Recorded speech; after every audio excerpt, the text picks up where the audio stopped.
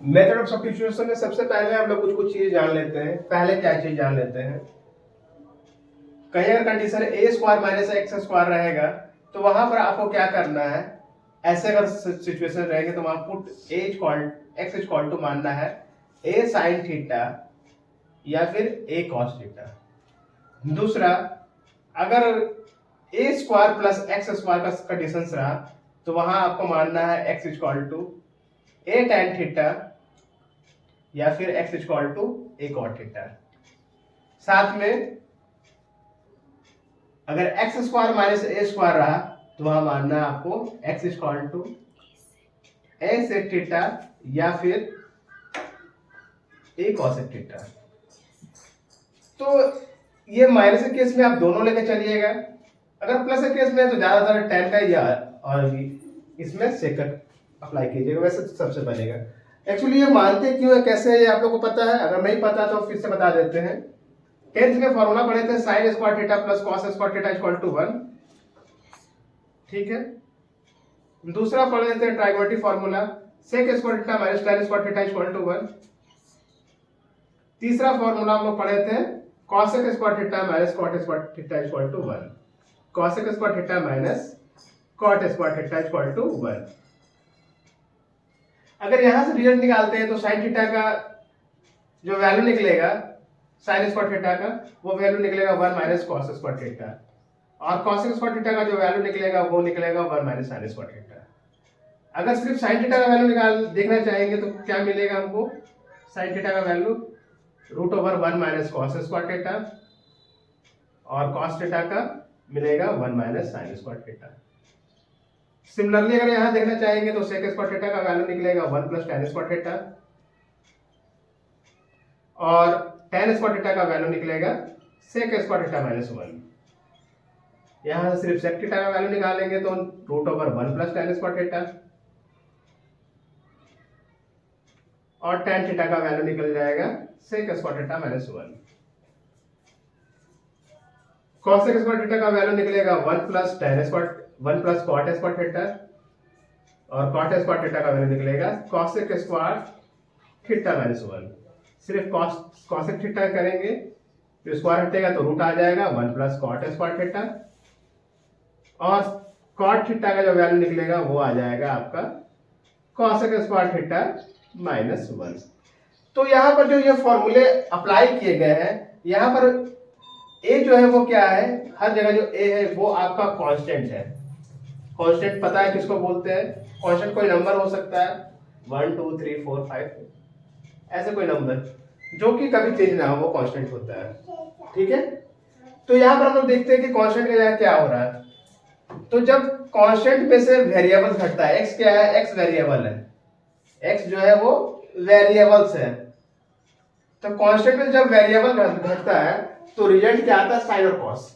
देखिए कांस्टेंट में वेरिएबल कब घटता है, जब साइन और कॉस साइन और कॉस होता है, ठीक है। साइन और कॉस होता है तभी घटता है, बात समझ में आता है। प्लस के केस में देख रहे हैं तो प्लस का केस कब होता है, जब tan और cot होता है तभी प्लस का केस आता है। तो वेरिएबल और कांस्टेंट प्लस कब होते हैं, जब tan और cot का कंडीशन से आता है, इसलिए यहाँ tan और cot माना जाता है। तीसरा है कि वेरिएबल्स में से कांस्टेंट कब घटता है, तो वेरिएबल्स में से कांस्टेंट कब घट रहा है, सेक और कॉसेक के केस में, इसी पर वो डिपेंड करता है फॉर्मूला, ठीक है। अब रही बात दूसरी बात कि अगर ऐसा है तो सिर्फ साइन थीटा और कॉस थीटा क्यों नहीं लिया गया। यहाँ पे जो वैल्यू हम लोग लिए हैं एक्स का वैल्यू, एक बार हम बताएं कि या तो ए साइन थीटा लीजिए या ए कॉस थीटा लीजिए। तो आखिर जो इसमें ए क्यों इंक्लूड कर रहे हैं, ए इंक्लूड करने का मेन रीजन, मेन फोकस ये रहा है कि अगर हम यहाँ x के जगह a sin थीटा करेंगे पुट, तो स्क्वायरिंग करने पर a square sin square theta और a स्क्वायर कॉमन आ जाएगा, कॉमन निकालने के बाद हो जाएगा 1 माइनस sin स्क्वायर थीटा।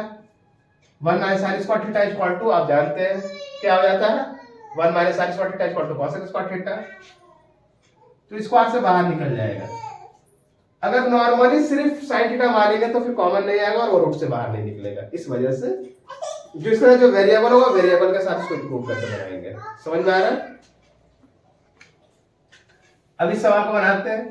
तो इसमें क्या देख रहे हैं कि वन में से वेरिएबल माइनस हो रहा है, यानी वन में से वेरिएबल्स, यानी वेरिएबल्स माइनस होगा। एक बार वेरिएबल्स माइनस होगा, एक बार वेरिएबल प्लस होगा, एक बार वेरिएबल्स में से कांस्टेंट माइनस होगा।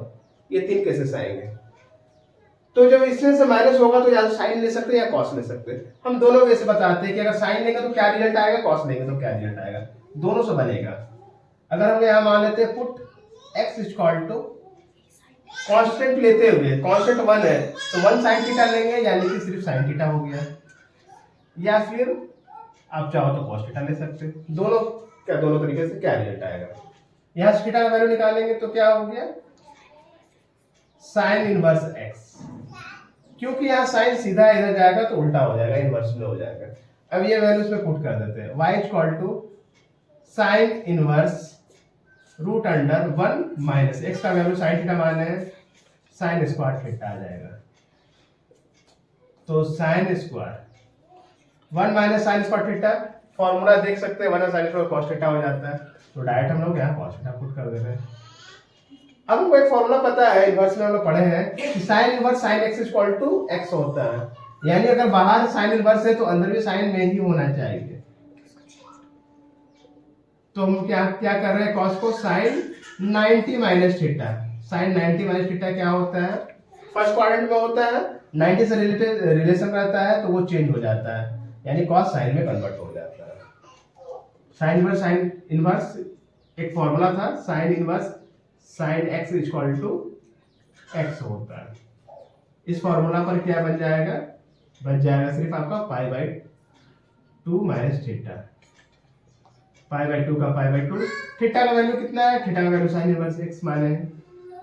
अब इसका डिफरेंशिएशन कर देंगे, differentiation with respect to x, dy by dx हो जाएगा, d पाई बाई 2